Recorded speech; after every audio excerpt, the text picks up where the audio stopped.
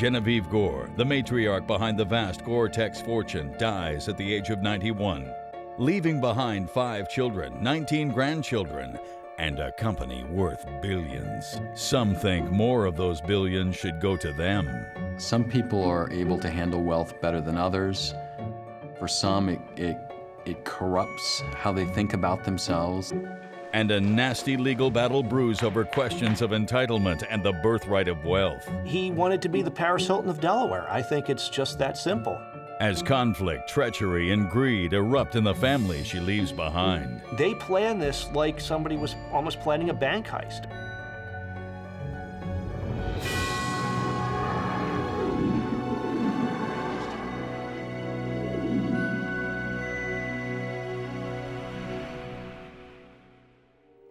January 20th, 2005, Genevie Gore dies at the age of 91.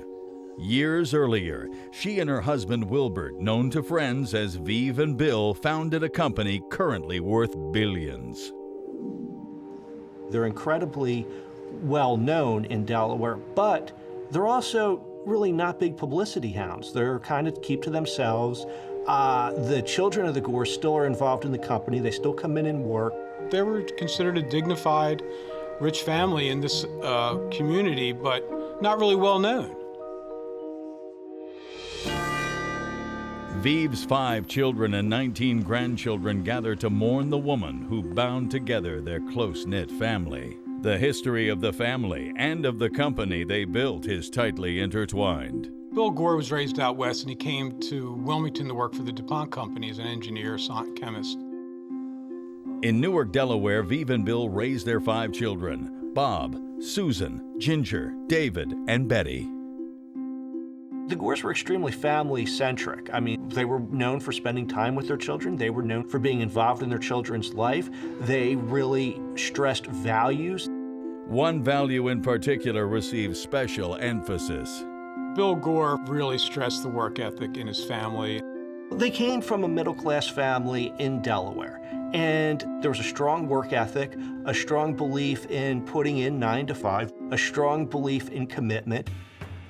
In 1957, Bill leaves DuPont, taking his work ethic with him, and starts his own company with Vive. He decided to branch out on his own, and he formed this Gore company, Wilbert L. Gore and Associates. The company was started in the basement after Bill left DuPont. I'm sure money was tight, so like many entrepreneurs, they either start in the basement or they start in the garage. 1959. The children are growing. Robert, the oldest, is in college. And as Bill and Vive's new company takes its first steps, their eldest daughter, Susan, celebrates her wedding to a young man named Jan Otto. Jan was not somebody that the Gores, I believe, would have picked for their daughter, Susan. He came from a background that was not similar to hers. He was not wealthy by any means. Both went to public high school in Delaware, and both went off to college in Vermont. Just over 10 years later, in 1969, Robert, the oldest son who now works for the family company, makes a discovery that will change everything for the Gores. He finds a way to stretch Teflon into a cable so thin that it can be woven into fabric. The new fabric is called Gore-Tex. It revolutionizes the clothing industry. Eventually, they found that the product could be used for clothing. Gore-Tex is the brand that's best known among Gore's products, and chances are almost everyone in America has something that's made out of Gore-Tex. Gore-Tex made them probably richer beyond their wildest imagination. It just created this vast wealth for them and their families. They became millionaires almost overnight. Today, the Gore company is $3.5 billion. It's all based on, almost all of their products are in this stretched plastic from the 1960s. The wealth doesn't change the Gore family or their values. Despite their success, they did not act like millionaires. They did not flaunt their wealth. I mean, they stayed in Newark, which is nice, but it's not Manhattan, it's not LA. And slowly, steadily built this company up, and they were very low-key. They were never in any scandal one of his sons ended up taking over the company. So they had a very nice reputation. They were philanthropists, but very quietly about it. Their house is like out in the country. You couldn't even see it from the road, but it was not some elaborate mansion.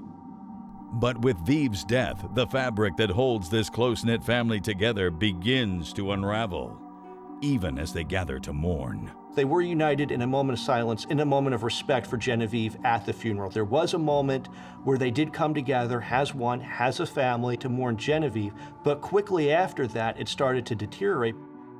And it all has to do with the family trust. After Robert's discovery of Gore-Tex in 1969, Bill and Viv realize they have a problem. As Gore-Tex grew and Gore-Tex became a bigger corporation, he was becoming more concerned, Bill Gore was becoming more concerned about leaving money for his children. Gore was an incredibly smart man. He had the vision. He had the foresight to see where his company was headed. And he knew that down the line, as the percentage increases, the percentage of the IRS's take is going to increase as well. So they went to their attorney in Delaware and they asked him to help construct a will that they could avoid taxes. It was very, very important to Bill and Genevieve that this remain a family company. To keep it all in the family, Bill and Viv create two family trusts.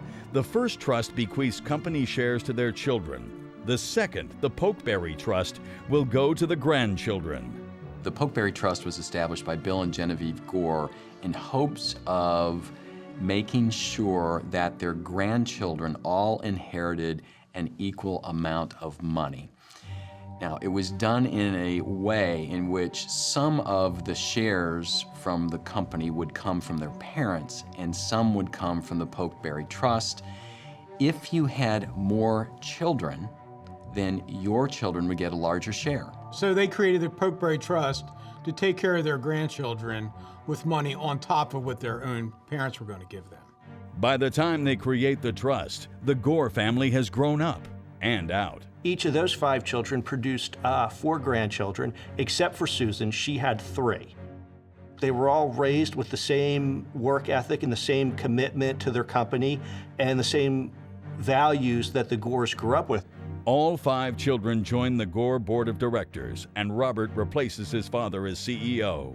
The Gores worked very hard to instill that sense of work ethic and that sense of commitment and, let's not flaunt our wealth, let's not be extravagant into their children. And their children, except for Susan, took that to heart. She was sort of a free spirit, that's how I would characterize her. And just days after the funeral, the family's free spirit reveals an astonishing secret that will shake the family to the core. Nobody had any clue. Even at the funeral, nobody had any clue. In 2005, Viv Gore, co-founder of the company that invented Gore-Tex, dies. She leaves behind a loving and close-knit family and a trust to ensure that the company remains in family hands. It all seems very straightforward, but the family is in for a big surprise. About a month after the funeral, Susan Gore phones her siblings one by one to make an astonishing announcement. Back in 2003, at the age of 64, without telling anyone else, she legally adopts a son. And this up-to-now secret son stands in line to inherit the Gore-Tex millions, along with the other 19 grandchildren. Nobody could anticipate the craziness that would happen with the announcement that Susan had adopted. There was a lot of fighting. Basically, the other Gore children accused her of doing this to seek money, basically hurled insults at her, saying she was, doing this solely for money, that called her greedy. She was definitely the rebel in the family. She was not somebody who was active in the company the way the brothers and sisters were. She definitely was different from the other Gore children. She just marched to the beat of a different drum. Susan did not tell her brothers and sisters that she had done this. She did not tell her mother. There was no public record of this, so there was no reason for anyone else in the family to know about it. And Susan said, I now have 4 children. Treat them the way that all the other grandchildren are being treated. Her siblings are blindsided, not just by the fact that Susan is secretly adopted, but by who she is adopted. This is just the latest move in the fight for Viv's money, the final stage of a plot that has been unfolding for years. Otto's sons, Nathan, Jan, and Joel, all lived pretty well. They were all wealthy. Wealthier than most of us will ever be. Even after divorcing her husband Jan in 1981, Susan and her family spent their money differently than the rest of the Gores. Bill and Viv Gore wanted to take care of the future generations of the family, and their philosophy was that it wouldn't be a consumptive kind of family. They would pass on their money through the generations, for hundreds of years. But Susan's youngest son, Nathan, doesn't want to live as modestly as his grandparents did. You have one of the grandsons, Nate, saying, why should we be like that? We don't need to be 9 to 5. We're wealthy, we're millionaires. We should be enjoying it. He wanted to be the Paris Hilton of Delaware. I think it's just that simple. He wanted to be the limelight. He wanted to be extravagant. He wanted to not have to work. He wanted to be out there showing how wealthy he was, that he was a member of the Gore family and enjoying all the benefits he believed came with being a member of the Gore family. So in 2001, 36-year-old Nathan sends a proposal to the family. Nate sends out a memo to his aunts and uncles and cousins, which is entitled From Nouveau Riche to Sustainable Wealth. And in it, he says that that a major wealthy family is living a middle-class lifestyle, and they're losing the opportunity to benefit themselves in the world. And that's very shocking for a member of the Gore family to say something like that. Nathan argues that keeping their fortune in Gore stock instead of diversifying limits their potential financial growth. He also says they could do more for themselves and the world by living the life they were born into, the life of the wealthy. He felt he was entitled to the money. In the memo he sent out, he talks in there about how the world would benefit from himself and his grandchildren living the lifestyle that comes with being born into wealth. But the Gore siblings reject Nathan's proposals. It was well-reasoned, they weren't going to buy it. They thought of it as the family would be the stewards of this fortune. They would pass it down maybe for 3 centuries.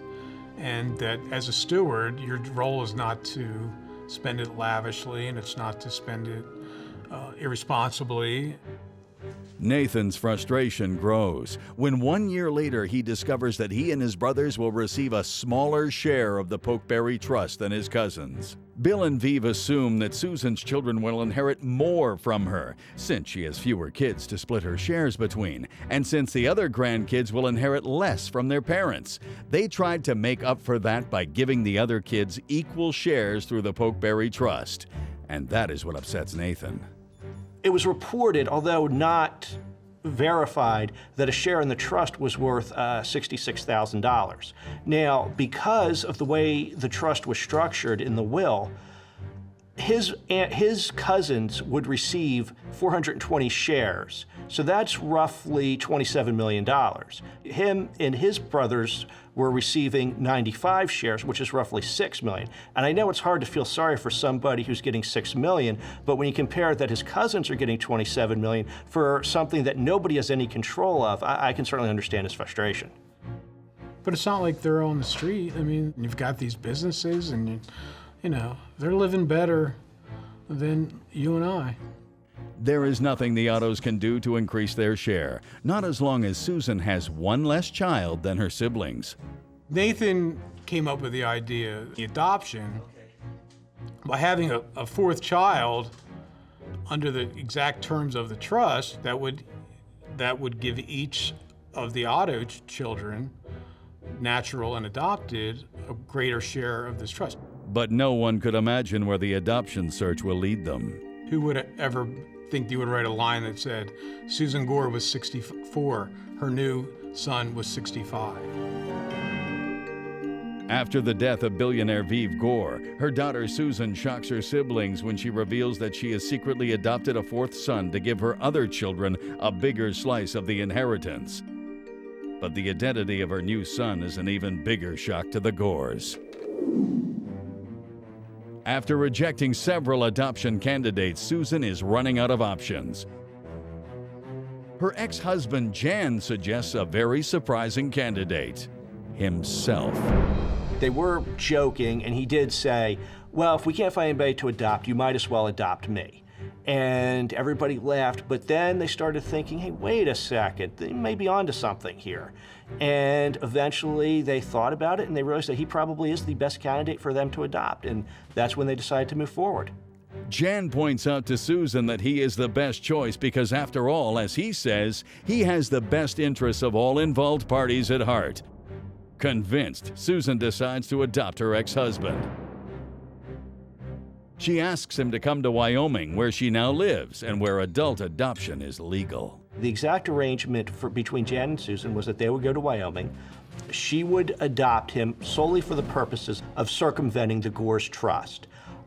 They would not tell anybody about the adoption until after Genevieve's passing, in which case they would make the announcement, because that would substantially increase the amount of money that her sons would receive.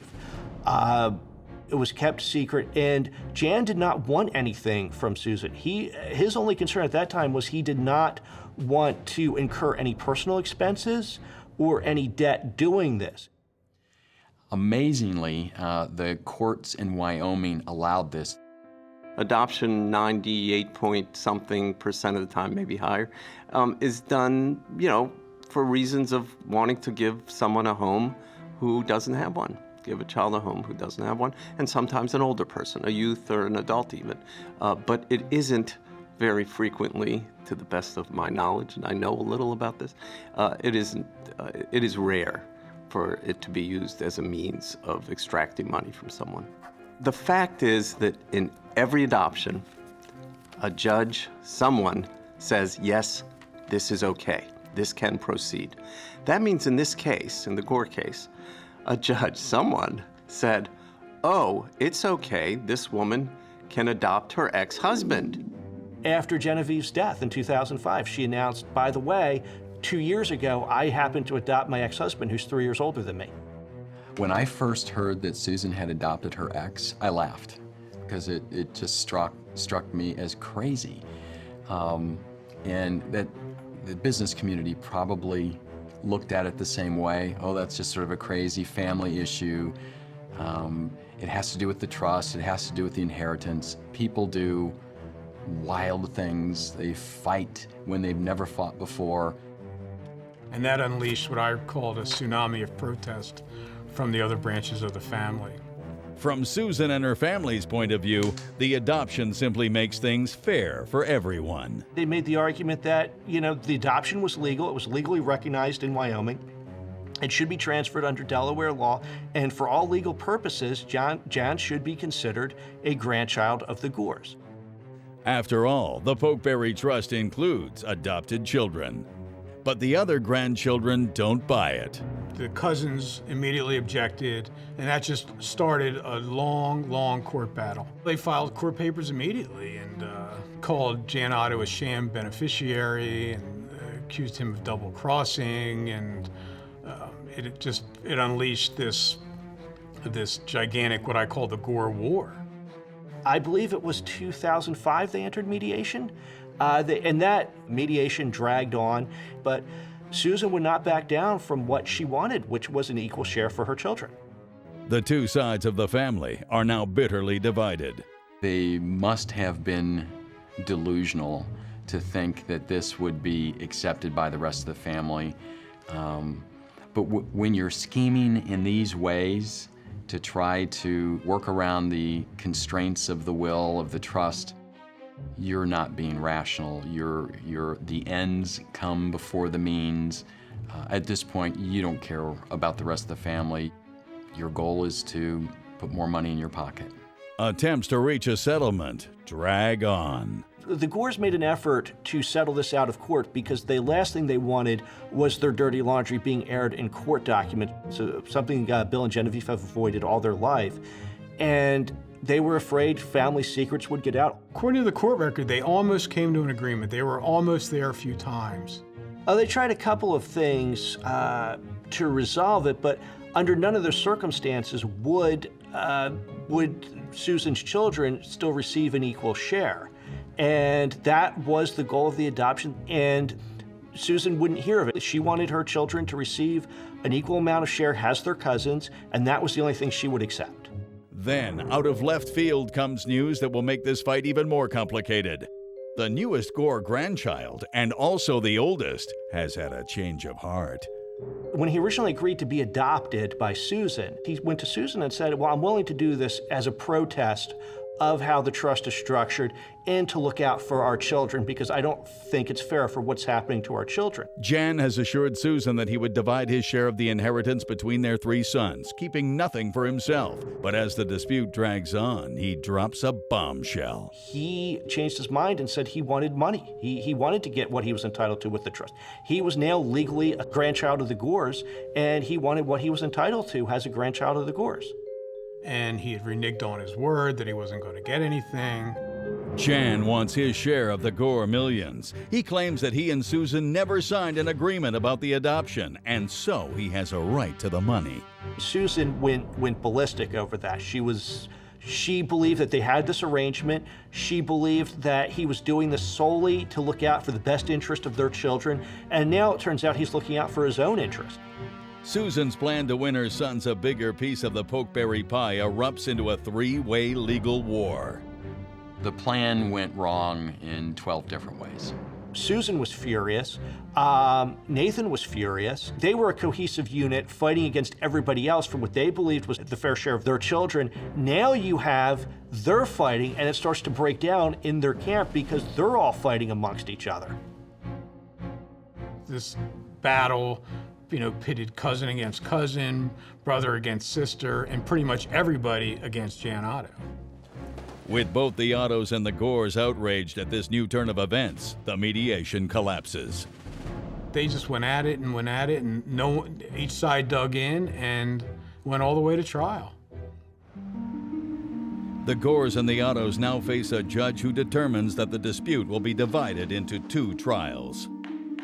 He decided to break it up because the first issue that had to be decided was whether Jan Otto could get any share of this money. The second issue is whether the adoption is valid, thus giving Susan's children a bigger inheritance. This is for the second trial to determine. In March 2010, 5 years after Viv's death, the judge considers the first question: is Jan entitled to keep his share of the trust for himself? Susan argues in court that Jan's claim to the trust is a betrayal of their agreement. It is not the first time he has betrayed her and her sons, nor turned to Susan for money.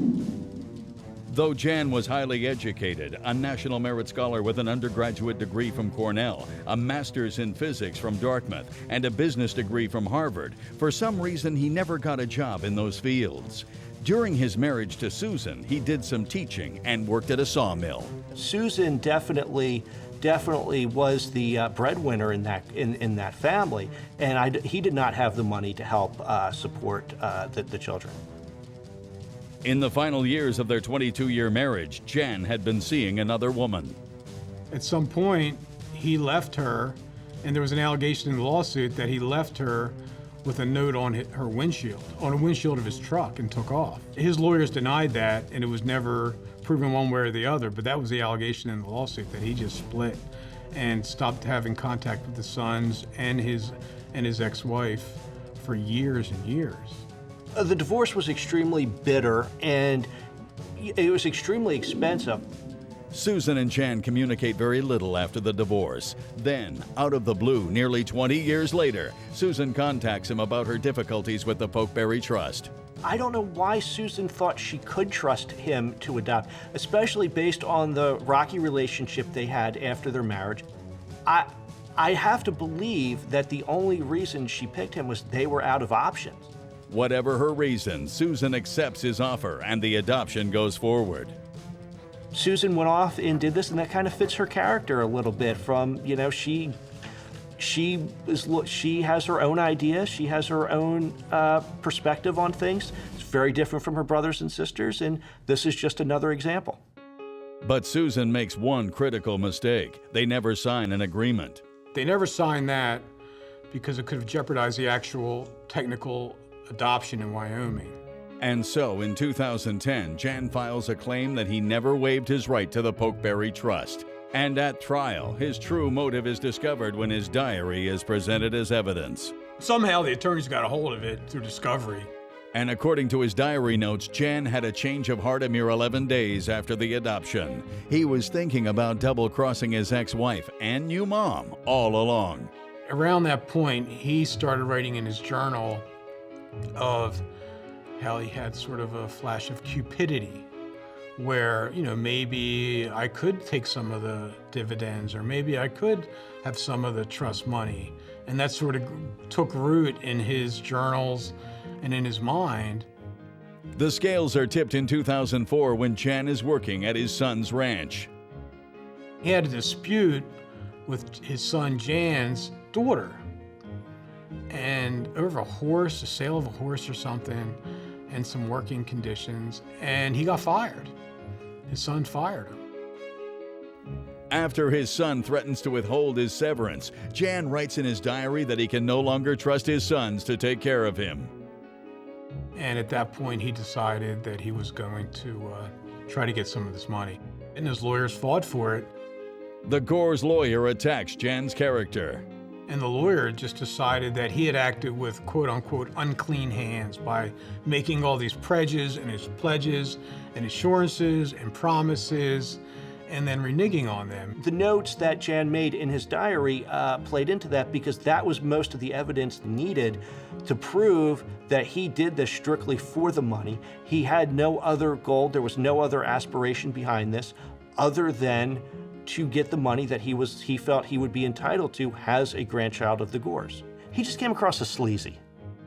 The diary entries and the letters and emails he sent to Susan and Nathan stack up against Jan, and after reviewing them, the judge reaches his decision.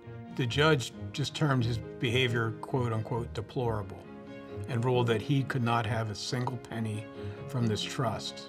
It's settled. Jan will not collect a cent. The first battle has been waged and won. Now the second trial will determine what, if anything, the adoption means for Susan's son's inheritance. And soon the real motive for Susan's lawsuit is revealed. She had 3,900 shares of stock. It had to be worth well over $100 million. What happened to all that money? 5 years after the death of Genevie Gore, her family is in court to determine whether daughter Susan's adopted son, her ex-husband Jan, will be recognized as an official grandchild, assuring her other real sons a bigger piece of the trust. And in the second trial, it turned to, why would Susan and her branch be entitled to this amount of money? As it turns out, there's a reason that Susan is so determined to increase her son's inheritance. She's trying to make up for her own mistakes. The Pokeberry Trust assumed that every single one of the 5 children would be responsible enough to set aside shares of stock that they were expected to pass down to their own children. They were expected to get more from their parents because there were less in that family. But Susan's family has been asking her for money for years. She said she invested millions in her son Jan's airplane business. She'd bequeathed so many of her own shares to her children. And what they did with them, only they know. But she went through a lot of money. She was sitting on a Powerball ticket, and somehow it evaporated. In court, it comes out that not only had Susan given her sons money, she had even hired Nathan as her financial advisor. His first suggestion as her advisor? That she liquidate her remaining Gore shares and give them to him and his brothers. Nate's financial situation at the time was not solid because most of the other children were involved in the company. He was not as involved in the company. He was not drawing a paycheck from Gore. When Susan is reluctant to sell, only then does he discover and propose addressing the Pokeberry Trust problem. Susan did not have the money to leave him, and he was still going to get $6 million, but why, settle for 6 when you can get 27?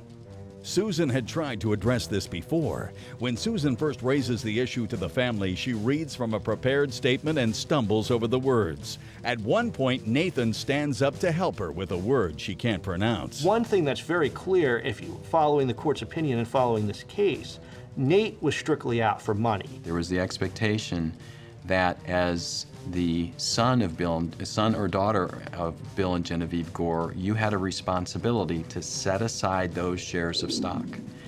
And perhaps that was the way that they were trying to instill some financial responsibility in their children, which perhaps would then be passed on to their grandchildren. Many parents, when they're sending a child off to college, if they're able to pay for college, will say to the child, here's your check for the semester.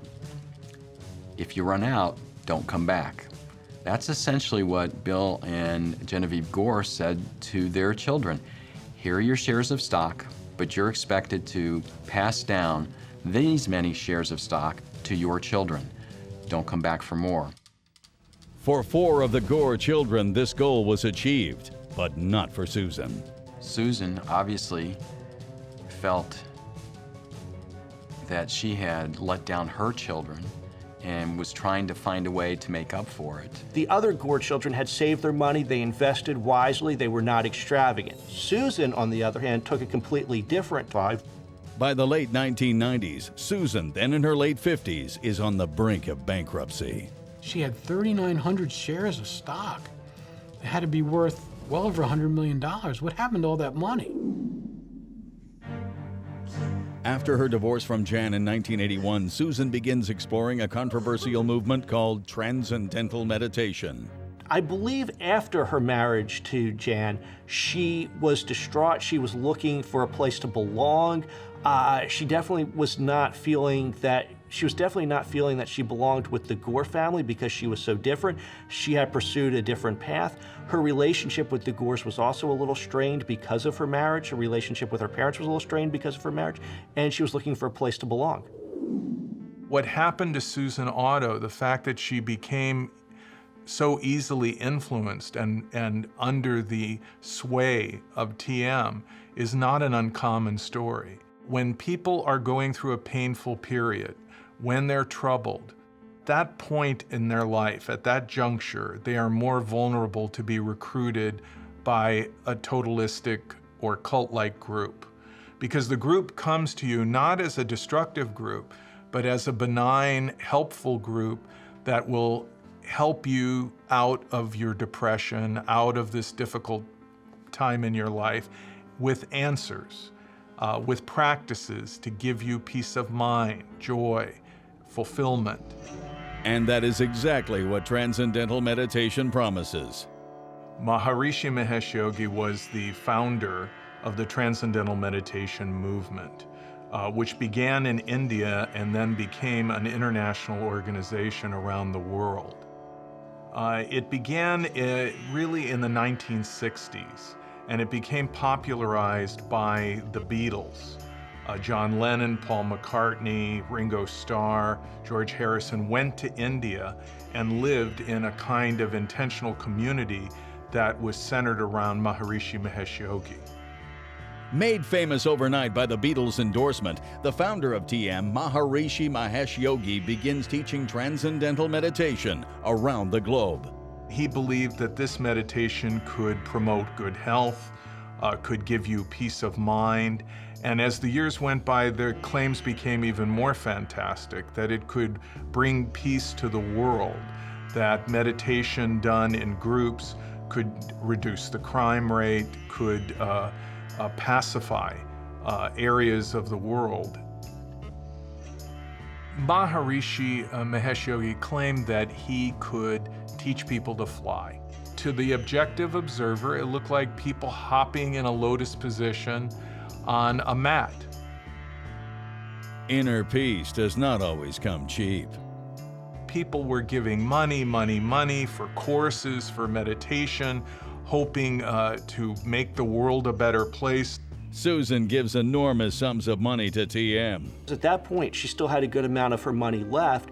She had funded a program that was going to introduce the Transcendental meditation movement to inmates in federal correctional facilities in the United States. She even moves across the country to Fairfield, Iowa, home of a university founded by Maharishi Mahesh Yogi. She had gone to Iowa to this Maharishi University, and it broke her health, and it broke her fortune. When Susan finally leaves the movement in 1995, she is not in good shape. Transcendental meditation, which can be seen as transcenduction or self-hypnosis, can have debilitating effects. It puts you in a disassociated state.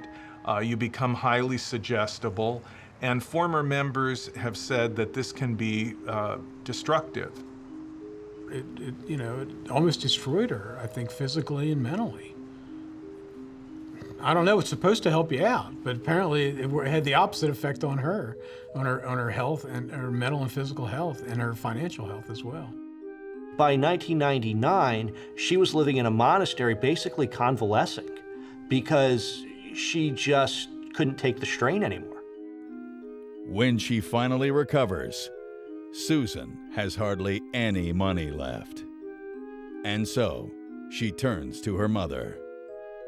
She had to go back to Genevieve to ask for her shares from the trust to help get her back on her feet. And Genevieve was reluctant at first, but then she started to come around, and she did give Susan a good amount of money, clearly not as much as her brothers and sisters had, but certainly enough for her to live a comfortable, I'd say, middle-class lifestyle.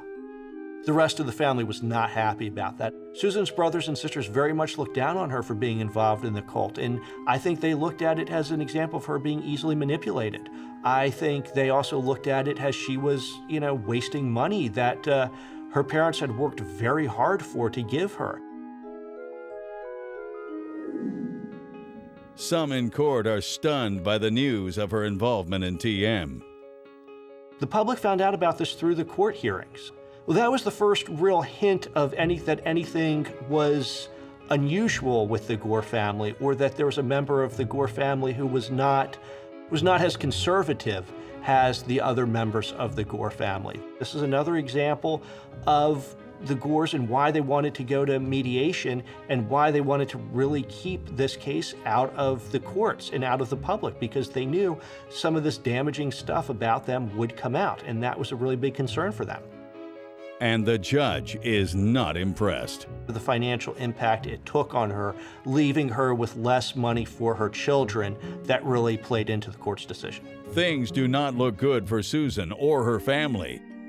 But a long-forgotten document will change everything. Out of the blue, it came out that the Otto grandchildren had found that there was a trust that was devised several months before the Pokeberry Trust.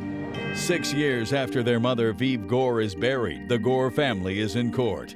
It's time for the judge to decide if Susan Gore's adoption of her ex-husband is valid, and whether it goes against Bill and Vive's true intent when they made the Pokeberry Trust.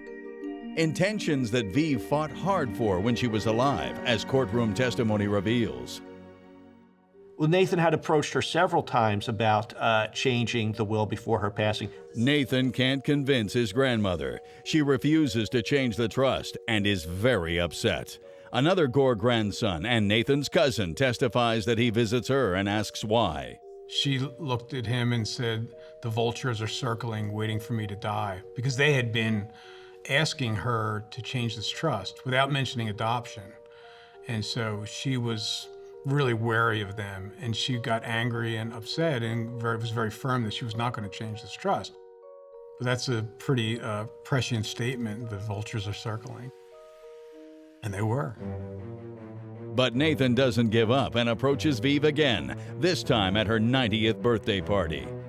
He cornered Genevieve at her birthday party and was forcefully trying to convince her to change the will so that he could get equal shares as his cousins. And that was very upsetting, and that was upsetting to a lot of people. And, to the point that Susan even had to tell him to calm down and sort of move him away, because she could see how upset and how distraught Genevieve was becoming. I mean, she's 90 years old. She's lived her life. She's done well. She's seen all her grandchildren be fabulously rich. And I think she was fed up with them at this point. The testimony that Nathan had confronted Genevieve at her birthday party and forcefully and pointedly tried to convince her to change the will, influenced the judge's decision, because that was another example of how the will, structured the way it is clearly the Gores' intent and clearly what the Gores wanted. The judge also addresses the alleged unfairness in the trust in his decision about the validity of Jan Otto's adoption and whether the true Otto son should inherit more. The judge ruled that the unfairness didn't lie with the Pokeberry Trust as set out by Bill and Genevie Gore, because the Pokeberry Trust contributed what it was supposed to contribute in terms of inheritance. The unfairness, as the judge put it, lay in the fact that Susan had already spent her shares of stock and that she didn't contribute her end of the deal. The court rejects the adoption and declares that Jan is not a grandchild in the eyes of the Pokeberry Trust.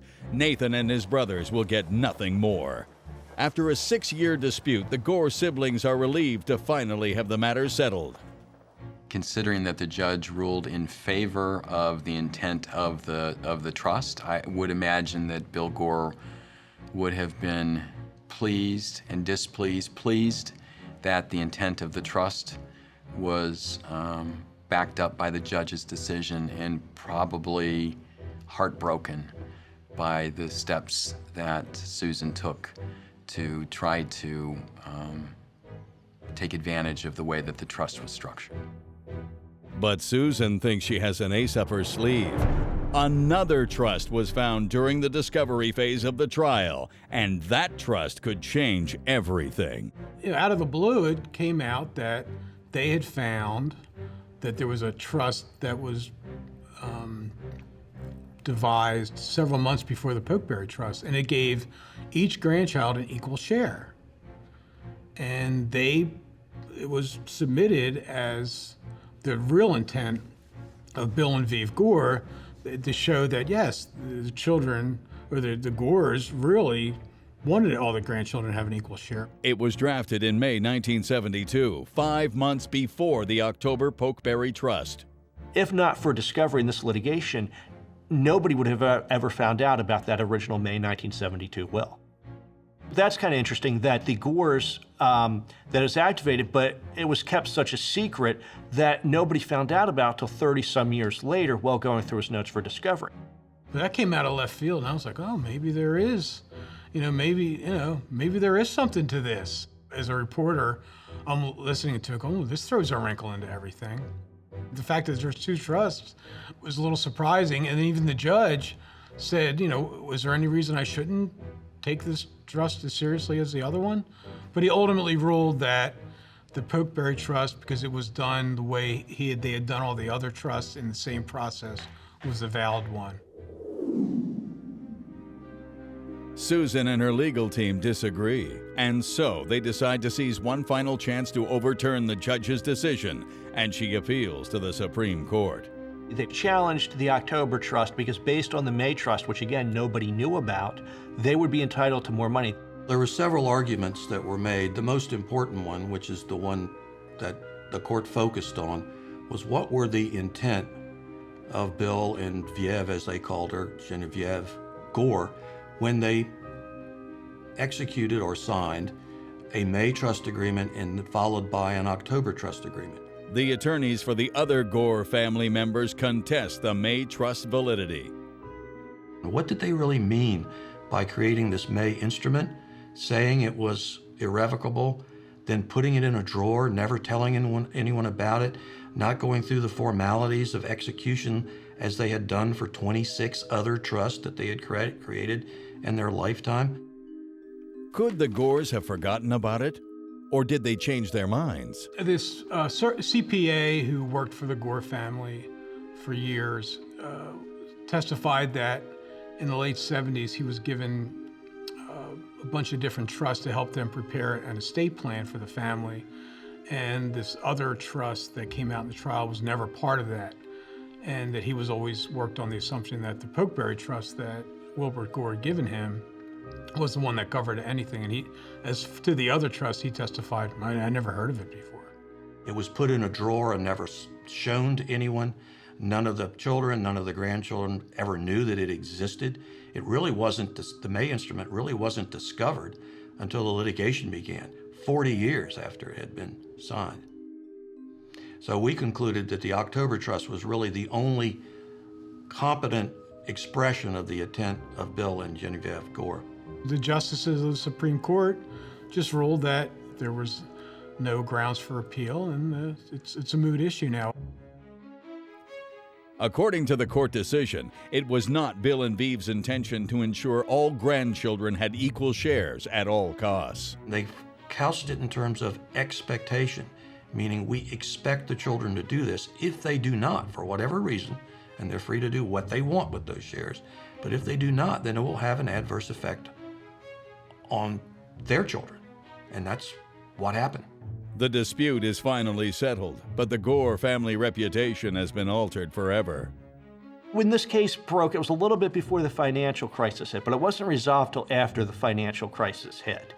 And I think it was hard to get sympathy from a public that, when a lot of people are struggling financially, to see basically what amounted to millionaires squabbling over pennies.